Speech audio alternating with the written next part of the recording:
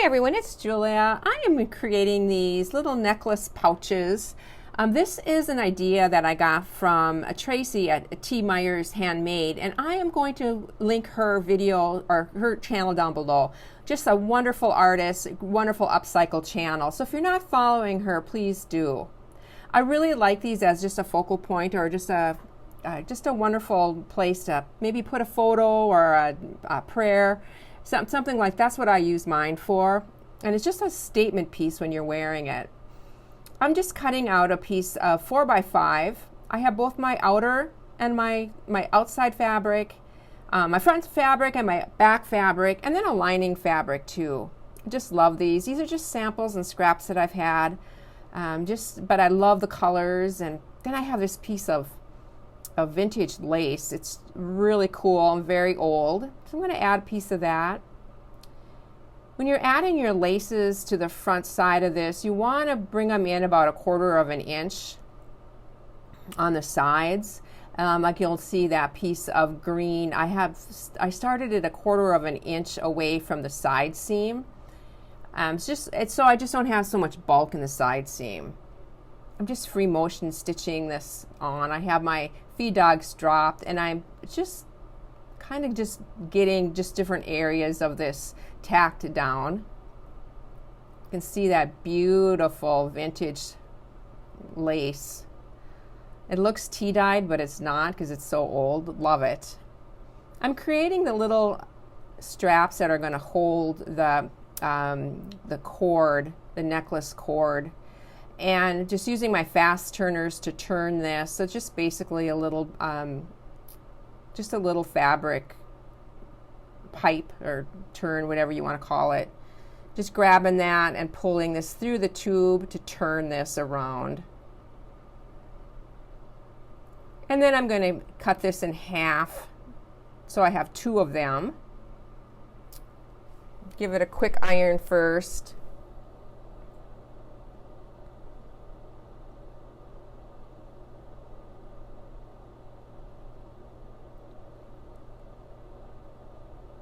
Folding it in half, raw sides together. I'm just going to pin this and stitch this approximately 3/4 of an inch down from the top.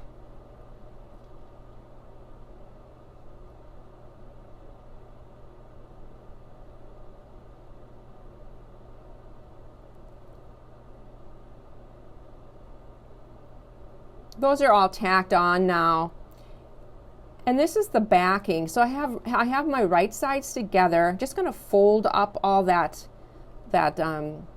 lace, just so I don't catch it with my sewing machine. I will be taking 1/4 of an inch seam allowance, and I will be stitching, leaving the top open, but stitching the sides and the bottom. It's a little bit of a bulk to get through that cord holder.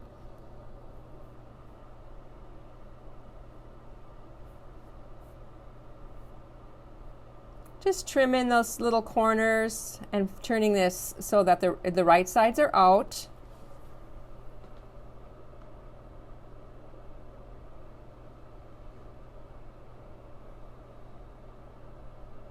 And then making sure all that lace is turned out, and also those little cord holders.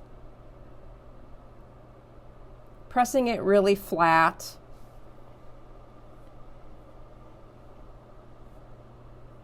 And now for the lining. I've stitched the lining sides, and I'm just turning this, or just pushing all this, the pouch inside this lining. So my right sides are going to be facing each other, opening up the side seams, and then I'll be stitching just around the top of this. Just making sure those side seams are open and just putting little clips in there to hold everything into place.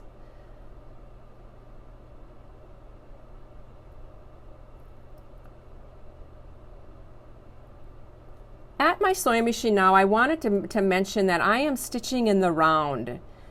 You can see there I'm actually stitching so that the lining is out It's a little bit fiddly because it's such a small space, but it's the very easiest way to stitch this kind of a thing when it's just a small opening.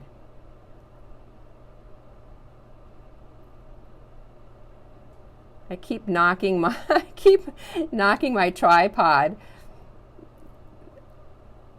Opening those side seams. And just take your time on this, but it isn't bad if you're stitching in the round like this. That's all done, and then again I'm just getting that lining out. We'll be closing this at my sewing machine. I don't show this, but I'm just going to straight stitch across the bottom of this.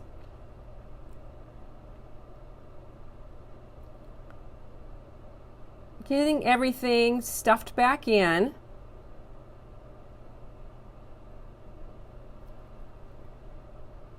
And then I do like to top stitch around the top of this, just to keep everything into place.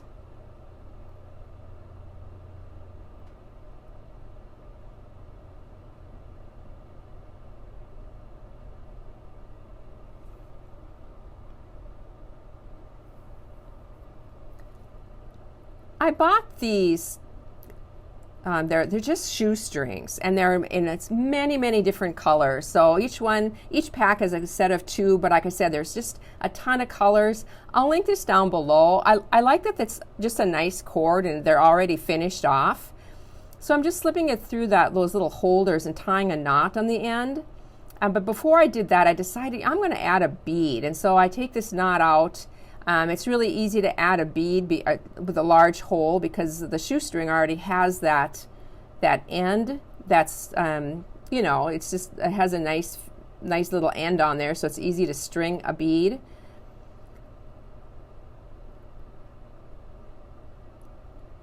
So there's going to be a bead at the end of each of these.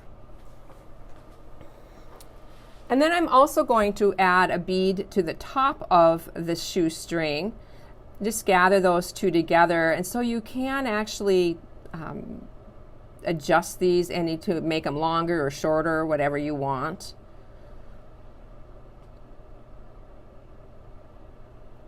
So you'll see me there. I'm just taking that shoestring now through another bead, which is really easy to do. Tie a knot. And then like I said, easy to adjust it if you want it a little bit longer or shorter. And now I've got I'm just trying to figure out what I want as a focal point or as a fun little added detail on this. This is like a beaded fringe, but I also have just a big box of stuff, and I'm just going to dig through this and take out some things that I think might work. Got these little tassels. Try one of those.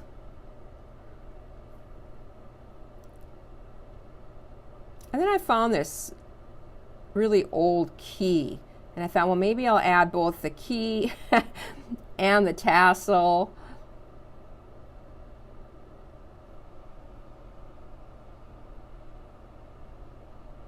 I settled on the key with a dragonfly little charm.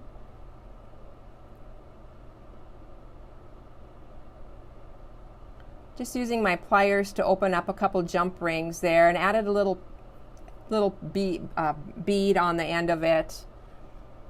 So it's just a cluster of different things.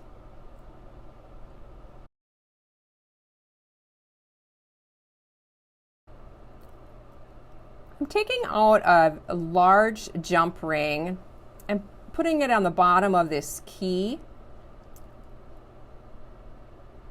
for another little tassel. Here's a finished look of it. I hope you enjoyed this, everybody. Here's what it looks like on a dress or a long shirt. And I do have a couple other ones here that I made up. I hope you have a chance to create, everybody. Make sure to check out Tracy's channel. Bye for now.